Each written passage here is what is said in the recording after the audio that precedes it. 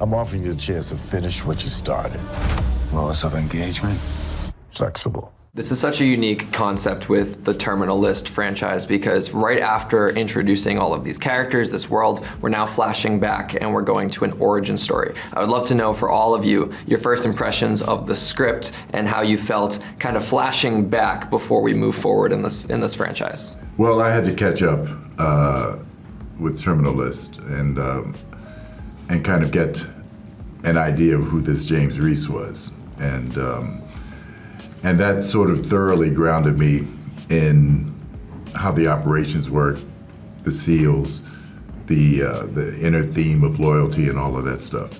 So when we got this script, and because I don't want to spoil anything, but Terminal List left me in a pretty hurtful place. And then to pick up the story with something I already knew and understood, I had to sort of like just reverse the process as if I didn't know this guy, Ben Edwards. And then after we met everybody, it was easy to do because everyone was very present in their characters. And so it wasn't, I thought it was gonna be a big obstacle, but it wasn't, because we were living this story with Taylor as Ben and then all of these characters who, Dar's character played a prominent role with the teams. Shiraz and I had immediate contact in our character and our work. So it just became alive. And we just did it like we were doing a present day story. So the prequel thing didn't even, after a while, didn't leak in. Shiraz, Dar, anything new to add? I mean, I saw the first season and the thing that it made me be so involved and intrigued about what the prequel is going to be like. So the first time reading the script, I was reading it first as a fan and also as an actor who was going to play in it. And the one thing that really, first of all, I read the script a couple of times because it's a military script. Like there's so many terms for someone that doesn't know, RTB, KIA, CCTV, all of these things. I had to like mark everything. So even on the first read where I didn't understand the technical things, I understood the people. Like I understood the relationships, I understood the characters, and that's like the first thing that popped for me in the script of that prequel is how involved you are in their arc, in their relationships, and how attached you get to them. Each one of them really becomes, as a spectator, like as an outside person, becomes important. You're so curious to know where they're gonna head, what choices they're gonna make, what dilemmas, the moral codes they're gonna go through. So I think that's really what it popped to me in the prequel. As a fan of the show, that was the main thing that was standing out. I mean, for me, like Dark Wolf, it works as a show in itself. It works on so many levels. So even if you've never heard of Jack Carr, you've never seen the Terminal List, it's just such a good show in itself because it has all the elements of the Jack Carr universe. It's a page turner, and at the same time, it's like this. It starts off with this huge war movie situation, and it like seamlessly transforms into this espionage thriller. And when I read it, I'm like, how are they gonna go from? But it works. And for the fans of the Terminal List, it's just going to have some extra layers of the recognition of James Reese and the journey of Ben Edwards, and for the fans of the books, I think it's even going to be even better, even more layers, because then you get to meet some of these characters from the books, which really come into play in the main show, the Terminal List season 2 and so on. And now you get to meet them and see their origin story alongside Ben Edwards. So I think it works on like multiple levels, this show. Yeah, we talked a lot about the emotional depth that comes with a project like this. For you two specifically, from what I've seen so far, you get your hands dirty. There's some big physical action scenes, and obviously this show is prided on being authentic to what military is. It doesn't glamorize war, it shows the real rawness of it. There's kind of two sides to that coin. There's the physical preparation you have to do for those roles. There's also that emotional preparation too, understanding the depth and what a real reaction would look like to some of the circumstances you find yourselves in. What was that preparation process like, both from a physical standpoint and from an emotional standpoint? I mean, the physical standpoint is we have these amazing military advisors with us all the time, watching the monitors. I mean, like I think 5 out of 7 episodes are written by veterans. So they watch you very closely. You get the training that you need, but also on set, every take, you have someone watching. And if you do like the slightest movement in a way that they wouldn't do operationally, they will step in and in a very lovingly way tell you that you have to correct these things. So it just gives you this sense of security, and you have this goal. I think internally we all have this goal. It's like we want to put the effort in for these guys. So even though the civilian audience maybe won't notice, but if we can convince, or at least if the military servicemen can see that we did our best, that we're actually trying to do it the way they do it, then that's a big box check for all of us. The emotional part obviously is very interesting, because these men and women operate in, I was going to call it a gray zone, but it's more of a dark zone, which exists and which is necessary. And you know, they come from different parts of the world, and they're all trying to do the right thing. They're all trying to maintain some type of moral compass in an impossible situation. And diving into that space of having to do some really extreme things, some violent things, and convincing yourself you're doing this for the right reason, and where does that boundary go? That's very interesting for an actor and a character to be in that space. Shiraz?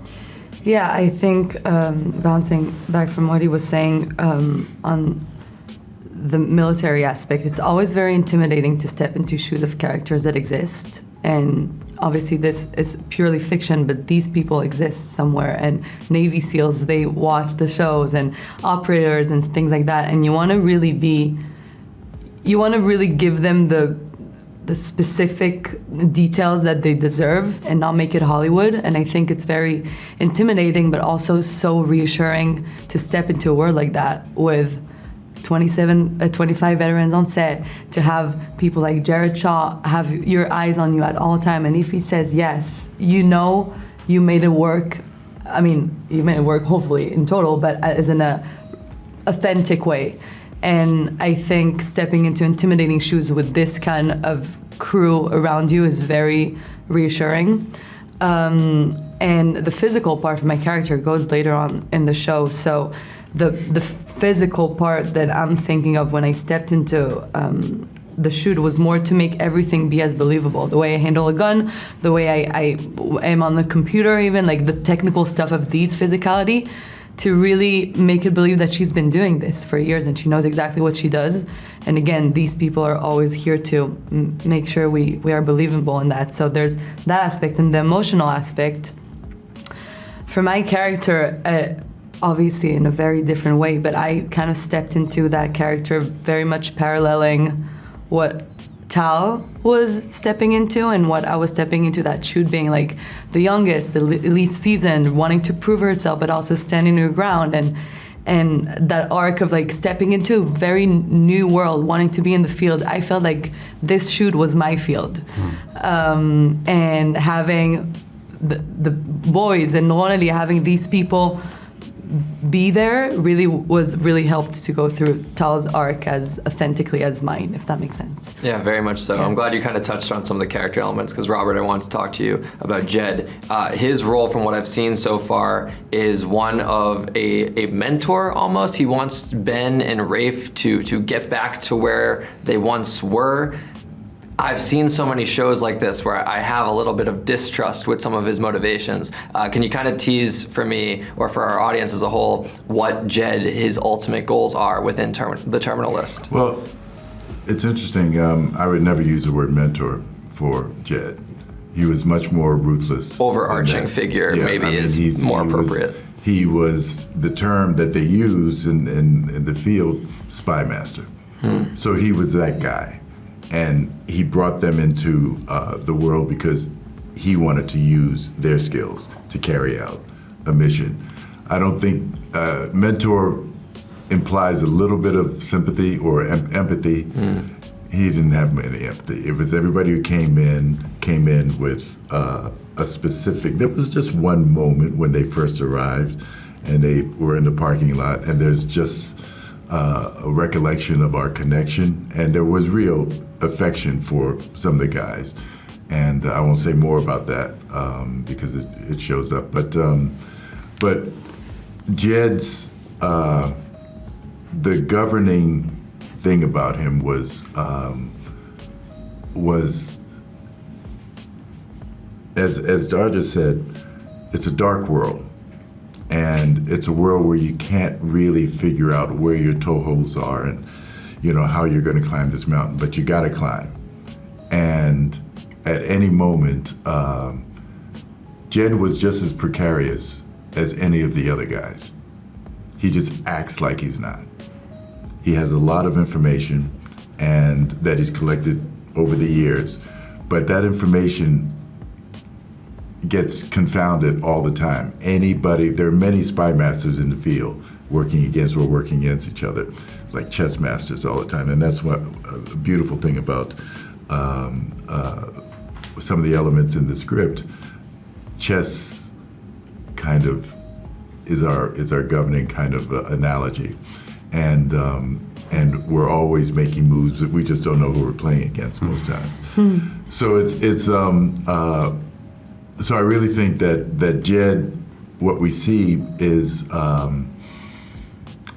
all of us are moving pieces at any time. I just know how I want them to move a little more than they know how to move, but we see things shift along the ways, and I think that's all I'll say without giving up too much. Yeah, there's a lot of twists and turns that we definitely want to keep close to the vest for this one.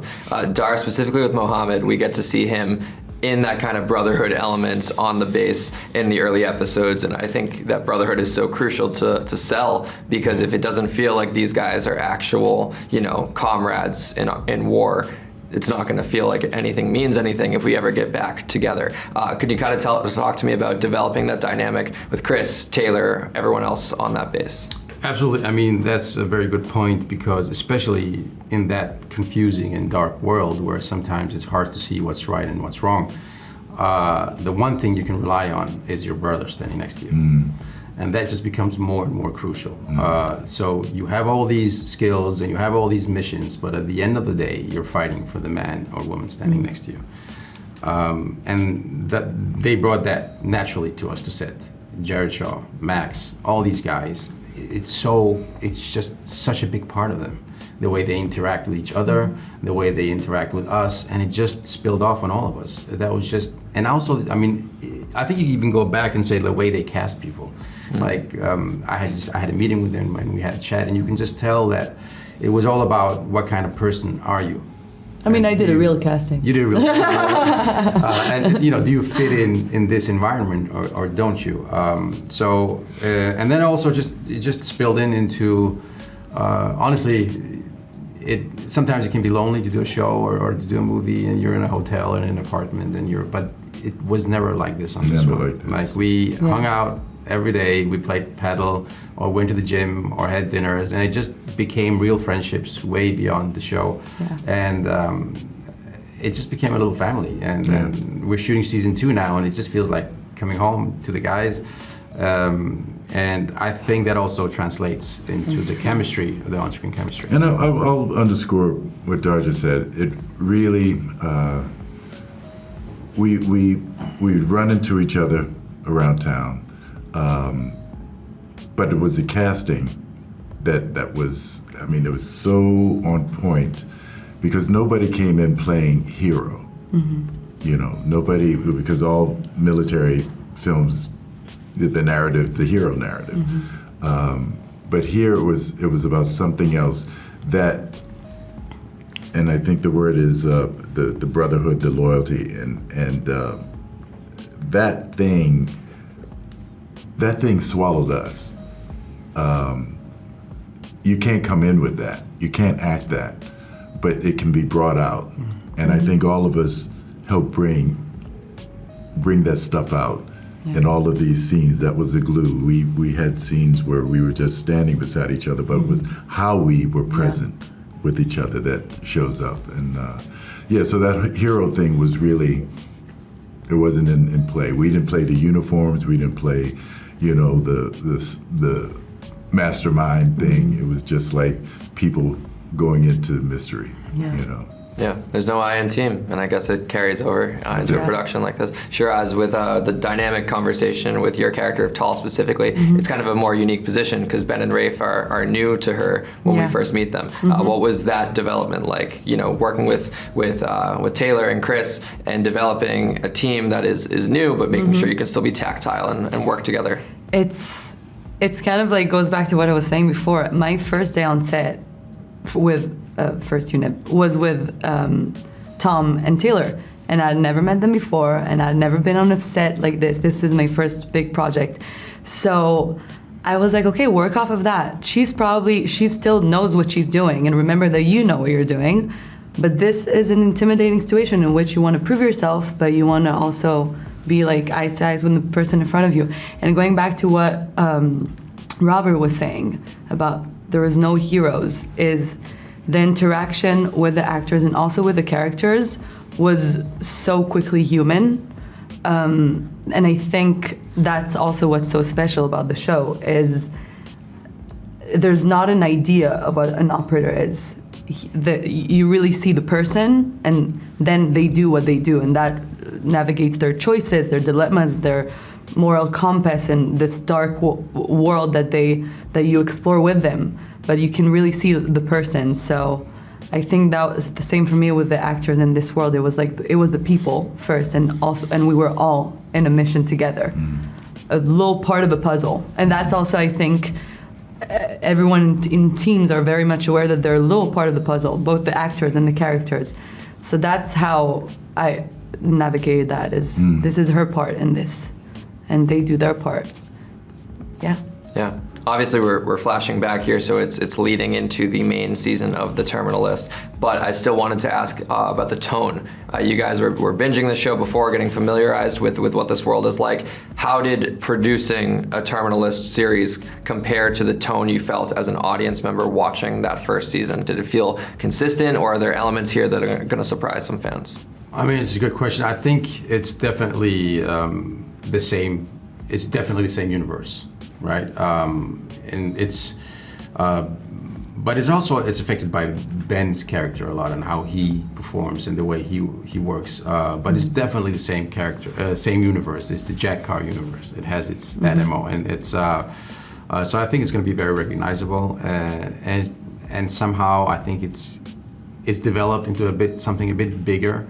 Because it's, the first season was very much following one man's mission and going towards that. This becomes much more like an international spy thriller, really, and action. So it's it kind of it evolves, I feel, from the first season into something a bit bigger, but definitely within the same universe that you know and love from Terminal List season 1. I mean, if I were to the feeling of the first one, the Terminal List, it was almost the obsessiveness of the character made it feel almost claustrophobic. It was a very, very tiny intention behind everything he did, revenge, and to get back at who caused him the pain. This thing is like, it's like an impressionistic painting at first that slowly comes into focus, and then you get to see who's who. But in the beginning, it's just you're moving, and pieces are flying up on the screen, and stories and clues, and this and then it's so beautifully written that way. But it doesn't come through manipulation of the story of the plot, but through the people. The relationships, and that's where everybody gets tied in. So it's a well done piece.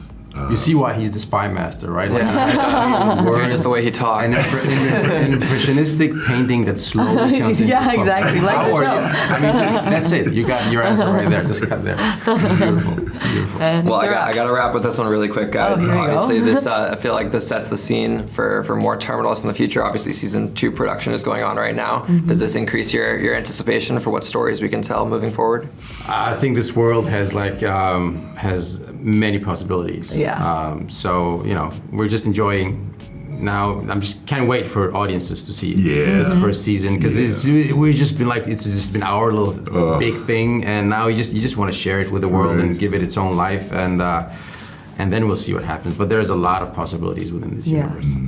Jack Carr really created a universe in which it just could go so many. And he's very productive. Very productive. Right. Amazing. Well, thank you guys for such thorough answers. This was a blast. Hey, Thank great. you. Nice to meet you.